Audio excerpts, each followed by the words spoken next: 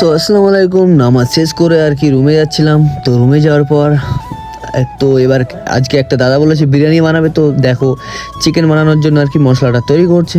তো দেখো মশলাটা কেমন হয়। আর এটা হচ্ছে একটা কিচেন রুম, বড় একটা গোডাউন বলা যায়। তো এখানে হাজার হাজার লোক আর কি রান্না করে, এখানে গ্যাস ফ্রি, এখানে সব কিছুই ফ্রি আর কি, শুধু রান্না করে খাও আর থাকো।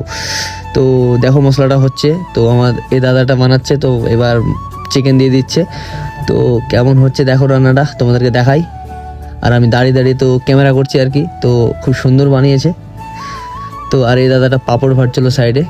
তো এই চিকেনটা কষানোর পর আর কি কি বলছে এটাকে মাখিয়ে নিচ্ছে আর কি, খুব একটা জানি না আমি কি কি বলতে হয়।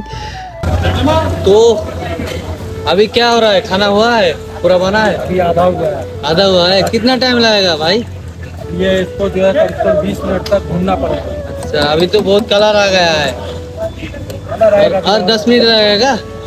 20 मिनट 20 मिनट लगेगा ना? अच्छा ठीक है, बनाओ। তো দাদা তো চিকেন তৈরি করতে করতে দাদার খাবার রেডি করছে। এটা কি বলে জানি না, তো যাকে। আর এদিকে দাদা আলু ভাজছে। क्या मसाला है बिरयानी? আচ্ছা অনেকক্ষণ এটাকে মাখানোর পর আর কি এবার মশলাটা ভালো করে মাখিয়ে নিল। তো মাখানোর পর এবার হয়তো কিছুক্ষণ রাখার পর ওর একটা ফাইনাল লুক চলে এলো। তো দেখো এবার চিকেন রান্নাটা পুরো ফাইনাল রেডি। তারপরে রুমে এসে দেখো সৌদি আরবে এই স্টাইলে সবাই বিরিয়ানি খায়, খাবার খায়। তো এই স্টাইলটা তোমাদের কেমন লেগেছে কমেন্ট করে জানাবে। আমার তো ভীষণ মজা লাগছে দেখে, আর অনেক ভালোই লেগেছে। সত্যি বলতে বিরিয়ানির টেস্টটা খুব সুন্দর হয়েছে, দাদা খুব সুন্দরভাবে বানিয়েছে। তো খাওয়া দাওয়া কমপ্লিট পর আমি একটা ছোট্টখাটো রিলস বানিয়ে নিলাম। তো চলো রিলসটা তোমাদের সামনে শেয়ার করি।